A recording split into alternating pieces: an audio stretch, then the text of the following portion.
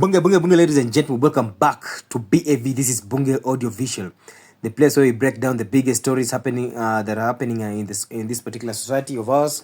And today we are talking about something major.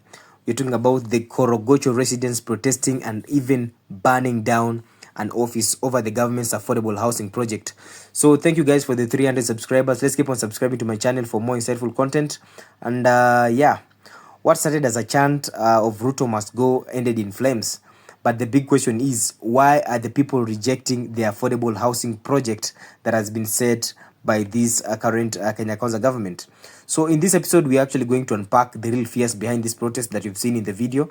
And mona so wako napiga kelele hapa na pale, wanasema Ruto Must Go, you know, get. And we're also going to talk about why people feel ignored and whether this project is truly about the housing for the is truly about housing the poor, or is it something that is much deeper than we see it as the common wananchi. So I'd like to urge you guys to stay tuned because this one is a bit heavy. And yeah, let's just get into it. So what really happened in Korogocho, because you've seen the video, hasa wako na protest hapo wakisema Ruto Must Go, wamebeba placards hapo ni wana go against the idea of having the affordable housing projects in this in their area. So for those who may not know what the video is about, you need to understand one thing, that Korogocho is one of Nairobi's largest informal settlements in this particular country, and it's home to it's home to thousands of low-income earners, and many of you refer to what you call a ghetto. And the government recently held a public participation forum to discuss about its affordable housing project. And part of President Ruto's ambitious plan was to build houses across the country. But instead of welcoming the project, residents turned angry and they accused the government of imposing projects on them without their consent. And worst of all, they feared that this is so-called affordable housing. This so-called affordable housing was just a cover for mass displacement. So one thing you also need to know is that this anger was so clear, because first they started chanting Ruto Must Go, then things escalated to another level, whereby the residents set a committee office on fire to send a message to the government that they were not going to be ignored anymore. But some of the questions that people were able to ask, and based on that particular context, was, but why should such an extreme reaction be made by the common mwananchi? And this is the place where I'm going to give you all the sort of explanations that you've been waiting to hear. So let's talk about the real fears of affordable housing. And do you think this was just a genuine idea by the government, or rather a genuine project by the government, or was it a forced eviction? Because you need to understand one thing. The Kenyan government claims this project is about giving low-income people better housing. But let's be real. People don't reject development for no reason. No. Because their fear was so simple. They don't trust the government. Wanajua watakuwa displaced. And the moment they get displaced, they are going to start from scratch with nobody to actually help them from wherever they are. So to them, their greatest worry is not the government setting up the affordable houses. To them, is the greatest worry is getting displaced na waanze tena kujisimamia from a different territory. And honestly, who can blame them? Hakuna mtu atazawa blame. Because you need to look at the pattern. Every time affordable housing comes up in informal settlements, residents end up losing their homes. Then wanajipata place different, and now they start from scratch on their own. Take a look at Mukuru. Take a look at parts of Kibra, for example. Evictions have happened, promises were made, but the poor have never benefited from such kind of moves, or rather such kind of projects. So instead, private developers and well-connected individuals took over the land while the original residents were pushed out to even worse conditions. So when the government talks about affordable housing, the people of Korogocho were asking, affordable for who? Us or the rich? You get? Because it's not going to be affordable for us, for somebody else, because we know the level of we know our financial capacity. We understand the level of lifestyle that you can afford. We understand the level of lifestyle that you can live, but not history yengine mnasema ati affordable housing, because in the same houses affordable housing ndo pia the same wananchi wanakatwa kazi ya pesa ya housing levy.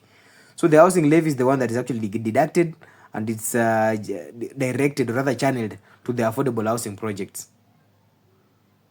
So to them it doesn't make sense at all. And even if they wakiwatengenezo nyumba, do you think they're going to live in those houses? Then it's not them. Because people also wondering why do people have this broken trust between in the current regime, or in the current government, especially in this government project. This is affordable housing, because this situation has shown a very shows a very much deeper issue: the complete lack of trust between the government and the people.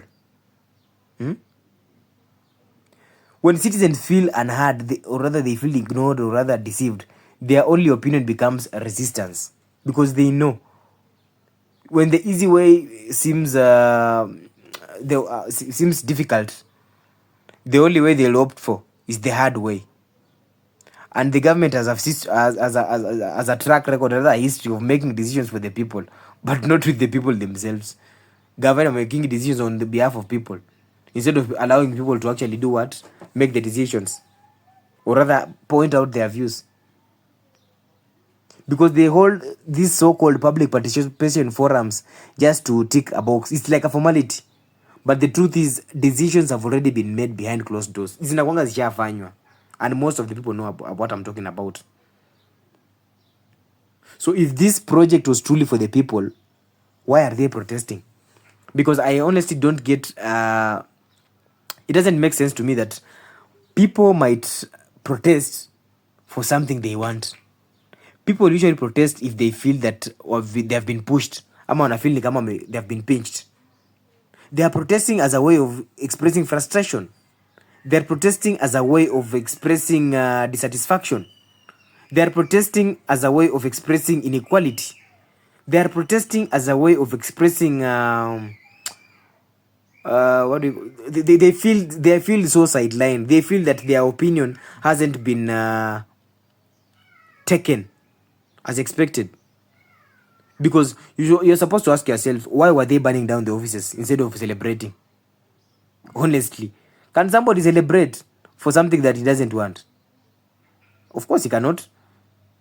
Because they know the patterns, the forced evictions, the broken promises, and the suffering for the poor. They know. It's not that they don't know. They know. For me, I won't incite any form of hatred or violence in any way whatsoever. But what I can say is that there are quite a number of things that I think the country needs to put in place, so that they ensure that they know the kind of place that they need to bring some sort of change. And as you speak, we need to understand that for development to truly work, the government must be able to do three things. I just request for three. Number one, they must be able to engage people from the start. Not just PR, but in real decision-making processes. They should be able to guarantee housing for current residents at the same time. Before utoe mtu kwake umwambie nataka kutoa hapo ende place fulani. Hiyo place fulani yanaenda, mwambie ni place, useme tu place fulani, don't be ambiguous. Mwambie place fulani, hii place inaitwa hivi na hivi, na nyumba inaenda kuweka kwako penye utakuwa unakaa temporarily before we complete this other structures penye tunatoa saa hizi. You're going to this house number. We've set these permanent temporary structures for you to be able to settle for a period of this. If it's 2 months, you tell them. If it's 5, 6 months, 7 months, 12 months, tell them, so that they know where they're going to start from. We need to have written agreements, not just empty promises. Tutawaeka huko, mtaka huko 2 months. 2 months umeandika wapi? We understand we have verbal contracts, but 2 months, who said? Nikisema nienda kwa hiyo nyumba mpya for 2 months alafu kuja uniruke, who am I going to cry to? Now that I'm not from a rich family, now that I don't come from an affluent family, now that I don't come from a power that has got so much influence in this country. Plus number 3, apart from engaging with the people from the start and from guaranteeing housing for current residents, the government needs to be transparent about the land deals. Because at the end of the day, we just need to be honest. Who is going to benefit at the end of the day? Is it the mwananchi that has been displaced at the moment, so that in the next 2 or 5 months aendelee kuenjoy maisha alikuwa anataka kuishi, or is it the guys who are behind those deals of coming up with those construction facilities? Because where is the money coming from? Is it coming from the mwananchi? So the mwananchi is the one who is supposed to benefit at first. Forget about the contractor. Contractor atakuwa analipwa, atakuwa anapata pesa yake from the government now that amaliza. But mwananchi mwenye anajengea nyumba na anafaa kuwa able to benefit, because he's been living under very very adverse conditions for a very long time. Now it should reach a point that ukimuuzia idea kumfanyia kumdisplace, umpeleke to a different place so that he can be able to live in a home that he desired back then, at least it makes sense to him. Because if these things don't happen, protests like the one in Korogocho will only increase. This is just the beginning.